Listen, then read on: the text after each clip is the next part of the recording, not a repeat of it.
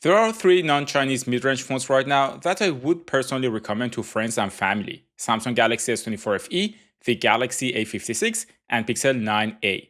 At least in my region, all of them right now are similarly priced under $500.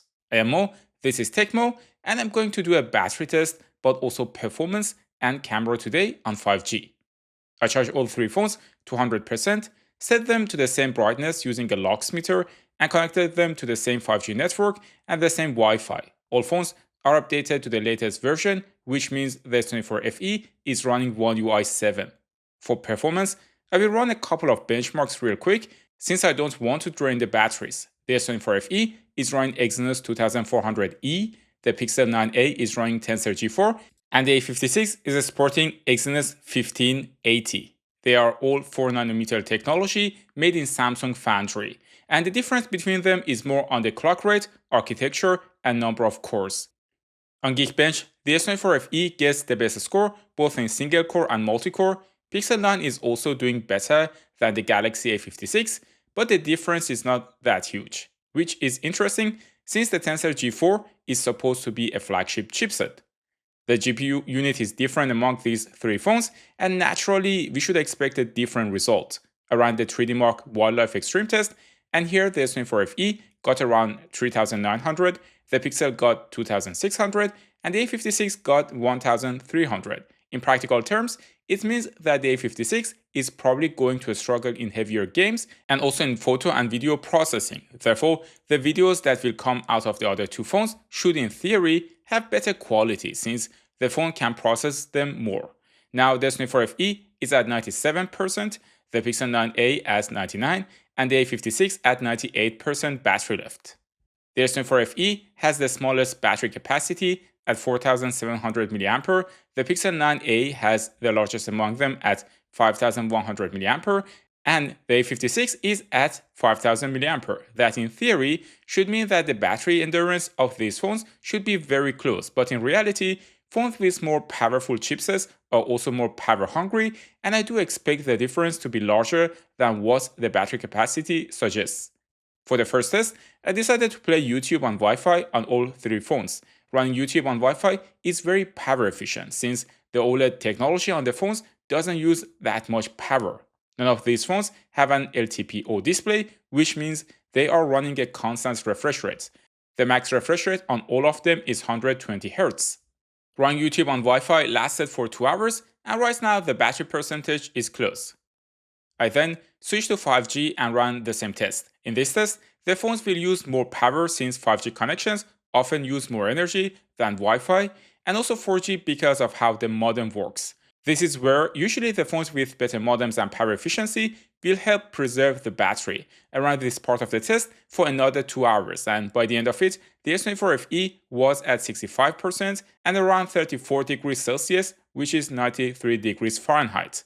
The Pixel 9a was at the same battery percentage, but was slightly hotter, half a degree to be exact. The A56 was at 71% and the coolest at 32 degrees Celsius, which is 90 degrees Fahrenheit. It was a nice sunny day and I decided to go out for cycling. I'm going to track my activity with Komoot and put the phones on 5G with GPS on. I'll also take some photos and videos on the way. The S24 FE has three cameras. The third camera is the telephoto lens. The Pixel 9a has the two typical cameras, which are the ultra-wide and wide. And the A56 has three cameras. The third one is rather crappy macro one. With the S24 FE, if you want to take a macro shot, your best bet is to use the 3x telephoto lens. With the Pixel 9a, you can still take macro shots since the minimum focus distance is rather right. With the A56, you can use the macro lens. All the phones support portrait mode. Here, with the main lens, I prefer the shot on the S24 FE. As a side note, the S24 FE and A56 have a larger main sensor compared to the Pixel 9a. For video, they all can take 4K videos of course. The S24 FE can take 120 frames per second at 4K and can also record 8K video, but the others can't. But on normal 4K 30 frames per second, at least in daylight with the main lens, the quality is rather comparable. Now let's check the selfie camera. Here we have the Galaxy A56. In the middle we have the Pixel 9a, and on the left side we have the Galaxy S24 FE. It's a little bit windy. We are also checking the microphone quality of the three phones. Let's see which one is having a better selfie quality. With the ultra-wide lens, the Pixel 9a was not handling the flare well. Also, the A56 is more saturated than the other two phones. In the second ultra-wide shot, the processing is different. The A56 white balance is a bit off and too cold on the floor. The Pixel 9a is also more contrasty compared to the S24 FE. The S24 FE has a third telephoto lens, and here at 8x zoom, the S24 FE is taking a sharper image than the other two. I also feel the Pixel 9a took a better picture than the A56. Also, with the S24 FE, you can zoom up to 30 times, with the Pixel 9a up to 8 times, and with the A56 up to 10 times. For taking zoom videos, the S24 FE here with 5x zoom is doing a great job. The Pixel 9a is okay, but the lack of telephoto lens is showing, and the A56 is very disappointing in terms of processing. By the time I got back home from cycling, the S24 FE had 51%, the Pixel 9a had 53%, and the A56 had 61% battery left. I also accidentally reset the smartwatch, and we were exactly 5 hours and 1 minute into the test. I also uploaded all images and videos to Google Cloud. I connected all phones to Wi-Fi again and ran the aquarium on Chrome. It is basically just a bunch of fish being rendered on their screen. Towards the end of the test, the S24 FE and Pixel 9a got hotter despite the fact that the frame rate was equal between the three phones. Also, the S24 FE started to lag behind the other two in battery life. I then started to record the video in 4K at 30 frames per second with a selfie camera. We also had a surprise guest in this test, a fly just running around the phones and cheering for them to last longer so he could stay warm and cozy. After around an hour of recording video, both the S24 FE and Pixel 9a got around 40 degrees Celsius, which is 105 degrees Fahrenheit. The A56 stayed relatively cool, and that's why sometimes I do recommend less powerful chipset to my family members who live in a warm or humid climate. Right now, the S24 FE is at 23% battery left, the Pixel 9a is at 26%, and the A56 is at 41%. To drain the batteries to zero, I then decided to run Google Meet on 5G while all phones were connected to each other. It seems the lower battery capacity of the S24 FE is showing in the results. I wonder how the Galaxy Edge is going to perform since it is also rumored to have a smaller battery capacity. I'm going to review that phone and do a battery test when it is out, so subscribe to not miss that video. Right now, the S24 FE is 5% lower than the Pixel 9a, and the Pixel 9a got under 20%.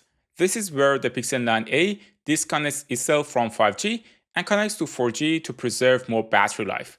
That gives it a slight advantage, but to be fair, it was unlikely that the S24 FE would get better battery life than the Pixel 9a. Finally, at 7 hours and 20 minutes, the S24 FE left the chat, which is not a bad result. The Pixel was doing great considering it's a smaller phone, and usually phones in this form factor have lower battery life compared to the larger phones. Also, to an extent, it is useful for smaller phones to heat up due to the laws of thermodynamics. Finally, after 7 hours and 48 minutes, the Pixel 9a left the chat. The gap probably would have been closer if it hadn't switched to 4G. The A56 is going strong, and this is impressive considering the battery capacity of the A56 is not higher than the Pixel 9a. In general, the less powerful chipsets usually last longer in practical terms compared to power-hungry chipsets. That's why I personally still have my A54 as my work phone, and I bought the A55 for my mom. You don't always need the best performance, and it's okay if your phone is not running butter smooth and lags from time to time if it means you get better battery life.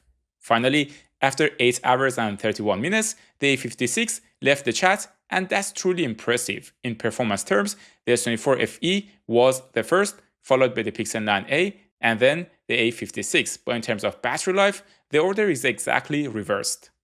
Overall, if you want the best performance and the best features on the phone, including a 3x telephoto lens, the S24 FE is the natural choice. The downside is that the phone is a bit big and the battery life is not all that great since the chipset is not super efficient, and also the battery capacity is lower than the other two phones. If you want a clean Android experience, a smaller, more compact phone, and are okay with not having a third telephoto lens, the Pixel 9a is a decent choice. If you don't care about performance and you want a phone that doesn't get hot in summer when you are taking videos outside or during Zoom calls, and you want decent battery life, the A56 is the right choice for you. If you enjoyed this video and want to see a more day-in-the-life comparison of the A56 versus the S24 FE, watch this video next. Thanks for tuning into Tecmo, and I will see you in the next one.